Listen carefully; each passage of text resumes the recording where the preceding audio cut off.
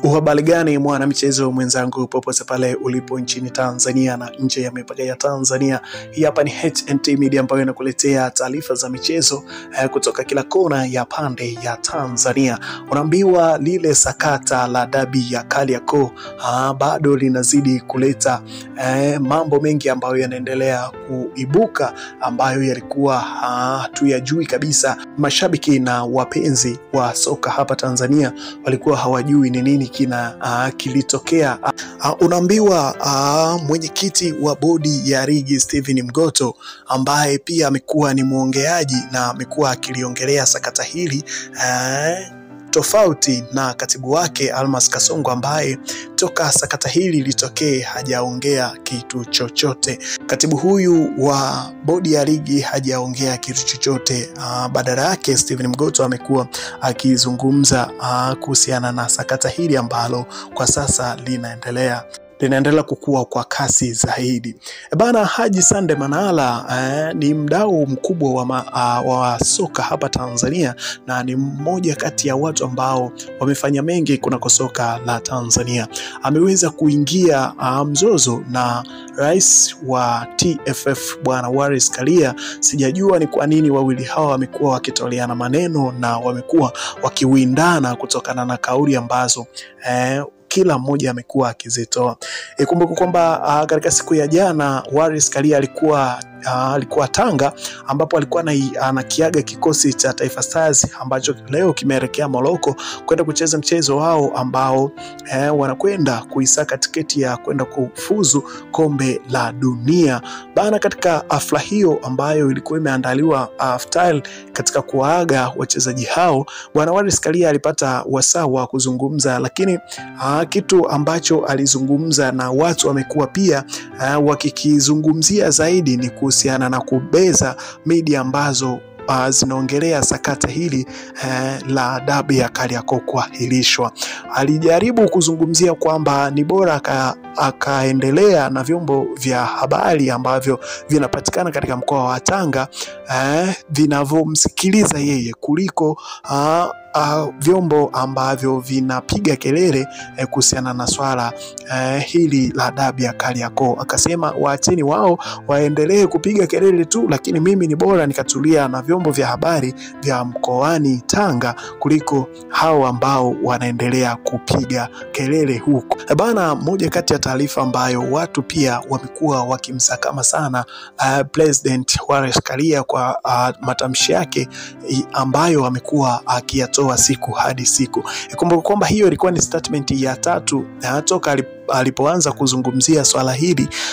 Kila statement ambayo amekuwa akitoa bwana Wallace Karia, unaona kabisa kwamba ni kama ni mtu mwenye hasira ambaye anatupa jiwe gizani bila kujua litamfika nani, lakini sasa linavyotoa gizani linakuwa na mshindo tofauti na yeye ambavyo alikuwa anafikiria.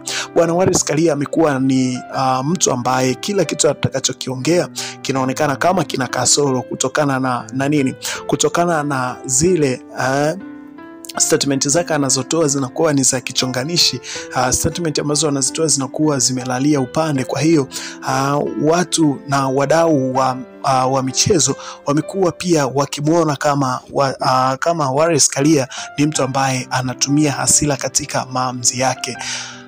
Moja kati ya kitu ambacho kimezungumziwa sana na watu wa media ni kuzibeza media ambazo zinazungumzia sakata hili la dabi ya Kariakoo. Ikumbuke kwamba katika siku 5 za hivi karibuni kupitia ukurasa wa Instagram wa TFF na baadhi ya media wamekuwa wakimsifu Wallace Karia kwa kazi kubwa ambayo anaifanya. Sasa swali linakuja kwamba kwa nini hawakuweza kumsifia wakati ambapo hili vurugu na hili sekeseke la dabi lilikuwa halijaibuka?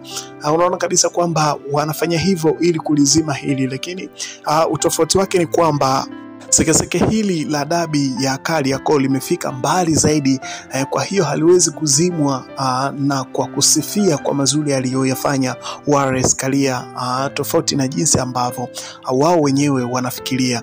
Sakata hili la dabi ya Kariakoo linazidi kuzua sura mpya siku hadi siku, kutokana na kwamba wao wenyewe viongozi wa ligi na TFF kutokuwa na msimamo, kutotoa maamuzi juu ya swala hili. Ukija kuangalia kwamba swala hili mpaka sasa linaelekea ni wiki ya pili, kitu ambacho wao wamekaa kimya, hawajatoa maamuzi yoyote ya kusema kwamba ni nini kinafanyika kutokana na hiki ambacho kilifanyika siku hiyo kuahirisha mechi. Ni uamuzi upi ambao wameuchukua? Unaona kabisa kwamba alijaribu kunukuliwa pia afisa habari wa TFF bwana Kalim Boimanda alinukuliwa akizungumza kwamba sisi tumekaa kimya, hatuongei chochote, tumeamua tuwaache kwanza wao wahangaike, alafu sisi tutakuja kutoa maamuzi.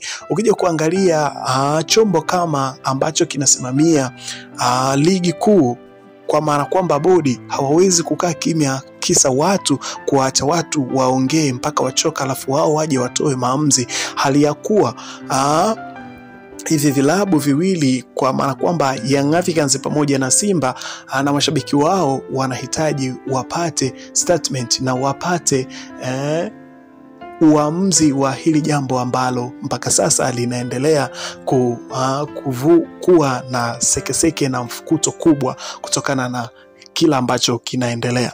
Young Africans mpaka wakati huu wamefungua madai kunako mahakama ya suluhishi ya masuala ya michezo CAS, ambako wamepeleka jalada lao, na unaambiwa kwamba CAS ili wasikilize kesi yako inatakiwa uwalipe zaidi ya milioni 150 na kuendelea kutokana na ukubwa wa kesi, na kesi itakaliwa kwa wakati gani, yani ni vikao vingapi vya kesi vitafanyika. Kwa hiyo unaweza ukalipa milioni 150 lakini bado ukalipa na fedha zingine kutokana na vikao vya kesi yako itakavyofanyika. Lakini wakati ambapo utakaposhinda kesi, mtu ambaye ulikuwa na mshtaki atatakiwa akulipe fidia ya fedha ulizozitumia, lakini kama utashindwa basi hasara itakuwa kwako.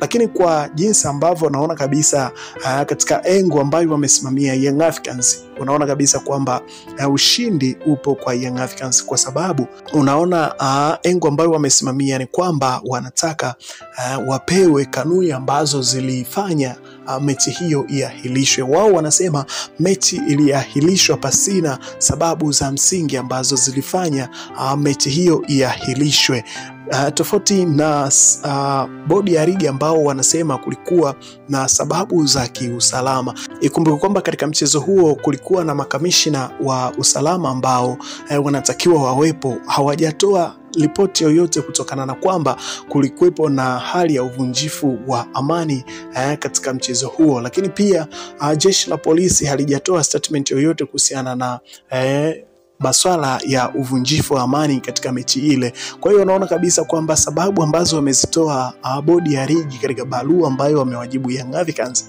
bado hazitoshi, haziwashawishi klabu ya Young Africans kuwasikiliza watu, viongozi na wasimamizi wanaosimamia masuala ya michezo katika ligi kuu ya Tanzania, kwa maana ya bodi ya ligi.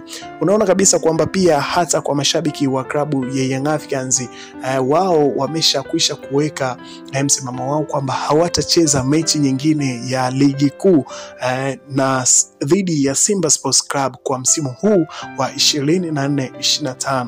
Mpaka sasa viongozi wa Young Africans hawajatoa taarifa yoyote kwa umma na kwamba ni nini kinachoendelea, tofauti na kila ambacho kinatajwa kwamba wameshakwisha kutuma jirada lao huko CAS, ambako wanasubiri kesi hiyo bwana isomwe. Na kwa mujibu wa taarifa zilizotufikia ni kwamba tayari kesi imeshakwisha kupokelewa.